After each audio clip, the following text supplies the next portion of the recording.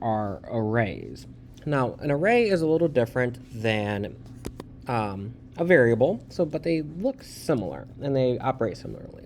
So a variable can hold one piece of information. So a variable can hold one piece of data, whereas an array can hold multiple pieces of the same data, or think of it as a list. So for example, I'm going to come over into Photoshop here. I have this line here with a rectangle. Say I want to have, let's say 30. I don't know why it's sideways. So I'm going to store 30 here. Then I'm going to put another 30 and another 30. And let's change this to 50 and 25. So I have these three values here. Now, remember how a computer counts? A computer looks at this as, this is called element 0, element 1, or index, and 2. So this is 3 spaces, but it's represented by 0, 1, 2. That's just how it works. So if I would say, what is at index 1, you would tell me the answer is 50 because this is index 1. If I said, what is the first value, you would say 30 because this is the first value in the array. And arrays are represented by this. So how do we write an array? Let's say we have an array of integers. So you first write the data type that it is, so it's integers. Then, to denote that it is an array, you just use square brackets. So now this is going to say an int of an array of ints, and then here we write the name of the array, and I'm going to just say num. And then you can put a semicolon here. You can do that, and then we can just say num equals new int, and then here I can put in 3, 5, 10. I can do that, but typically what you do is you just put another square brackets here and specify how big the array can be. So I'm just going to put 5. Now this looks normal. So let's say I want to insert 5. Let's do 3 values because I don't want to do 5. So I'm going to say now system.out.println or print enter number 1. And then I'm going to just say, I need to do the scanner keyboard equal new scanner. Import java.util.scanner. Okay, and then now I'm just going to say, how do we get this information to the array and store it? Well, we call the array, so it's num, and then I'm going to put the square bracket, and then I specify at what index we're going to store the value. So I'm going to say at index 0, or that first number, equals keyboard.nextInt, and then I'm going to repeat this for the other 2. Enter number 2, number 3, so 1, 2, and then now let's display them. So I'm going to say system.out.println, and I'm just going to say num sub 0, and then I'm going to copy, paste. Num sub 1, sub 2. Anything enclosed in these square brackets, you would say sub. So this is num sub 0, num sub 1, num sub 2. Let's run this. And it doesn't like because I saved it wrong. So let's close this out real quick. Open it back up. Run it. Enter number 1, 5, 10, 15, 5, 10, 15. This is what is stored in the array.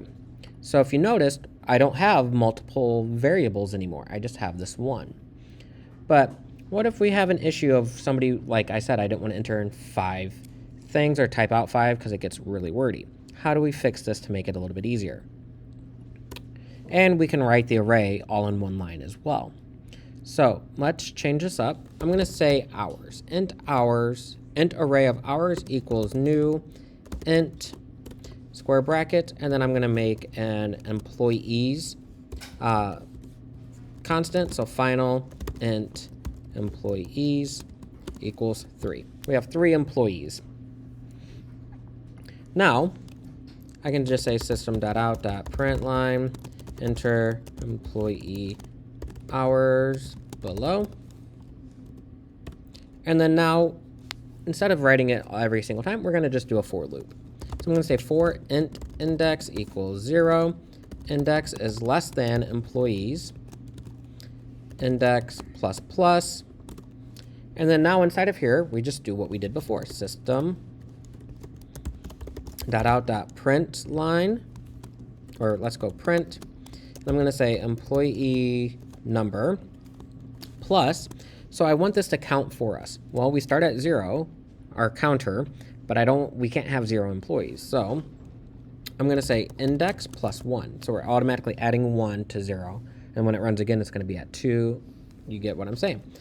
Plus colon. Then here, for the name of our array, what do we put here? Because I said before we need to put the index. So is it 0? Is it 1? Is it 2? Well, we have something keeping count for us, so I just put the word index in here equals keyboard.nextInt. And then now we can say system.out.println the hours entered are below. And then we just do another for loop, and we just display. So we're going to say for int index equals 0, index is less than employees, index plus plus, and then to display, we just say system.out.println, and I'm going to say employee number, same as before, index, just because I want it to keep count and look nice. System.out.println employee number index 1. So employee number 1 plus quote colon space. Now I'm going to do another plus. I'm going to say hours sub index plus quote hours. And that's it. So if I run this, employee 1 worked 15 hours this week. Employee 2 worked 45, and employee 3 worked 90 hours. So employee hours entered below. Employee 1 was 15, 2 was 45, 3 was 90. So what's happening is every time we run through this loop, it stores that information in here. So it pulled this number, this number, this number. And how does it know to pull that? It's by these down here, which these are those index. So when I put here index, when this counts to 0, it's going to pull that first value. Count to 1, count to 2. It's going to keep going on until we get to the end of this, and then it allows us to verify this. Now, we can do this, and that's fine. And we want the person or people to state like something like this so we know how big the array is. Because once the array is made, it can no longer be changed. It can't go bigger or smaller. So it has to stay at a constant size. So you can do that. Let's look at one last example. And this is an array initialization. Say you have a little bit of data that you have, and it's not much. So I'm going to make an int array. I'm going to call it days equals. Now, when we specify how the values that are getting stored in the array, we put them in curly braces. So I'm going to say 31, 28, 31, 30, 31, 30. These are the days each month. So I'm going to have 12 pieces of information here. 31, 31, 30, 31, 30, 31, semicolon. So here, this is my array. I wanted to display like month 1 has 28 days or whatever it is. So for int index equals 0, index is less than 12, index plus plus. Now, here, I'm going to say month, but if I put index, it's going to start at 0.